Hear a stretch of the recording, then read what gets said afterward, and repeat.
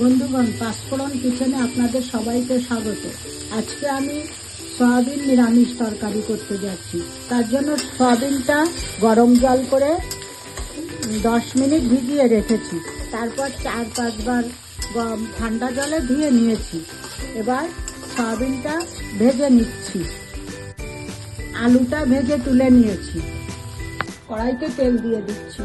কড়াইতে তেল গরম হয়ে গেছে। এবার জিরে ফোড়ন দিয়ে দিচ্ছি। দিয়ে দেবো একটা তেজপাতা, একটা শুকনো লঙ্কা, কিছু গরম মশলা, দিয়ে দিচ্ছি 1 চামচ ধনে জিরের বাটা, দিয়ে দিচ্ছি 1 চামচ আদা বাটা, দিয়ে দিচ্ছি 1 চামচ লঙ্কা গুঁড়ো, একটু লবণ দিচ্ছি, একটুখানি হলুদের গুঁড়ো, সামান্য একটু জল দিয়ে মশলাটাকে কষিয়ে নেব। দিয়ে দিচ্ছি 1 চামচ টমেটো সস, ভেজে রাখা সয়াবিন এবং আলু ঢেলে দিচ্ছি। এবার একটু নেড়ে চেড়ে জল দিয়ে দেব। এবার জল দিয়ে দিচ্ছি।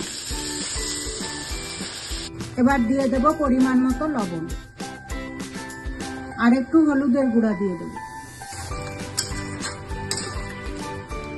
ঢাকা দিয়ে দিচ্ছি। 10 মিনিট পরে ফিরে আসছি।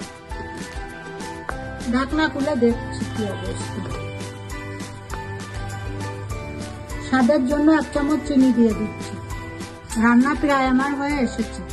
দিয়ে দেবো একটুখানি গরম মশলার গুঁড়ো, দিয়ে দেবো একটুখানি ভাজা জিরের গুঁড়ো, দিয়ে দেবো 1 চামচ ঘি। নামানোর আগে কয়েকটা কাঁচা লঙ্কা দিয়ে দেবো। রেডি হয়ে গেছে আমার সয়াবিনের নিরামিষ তরকারি।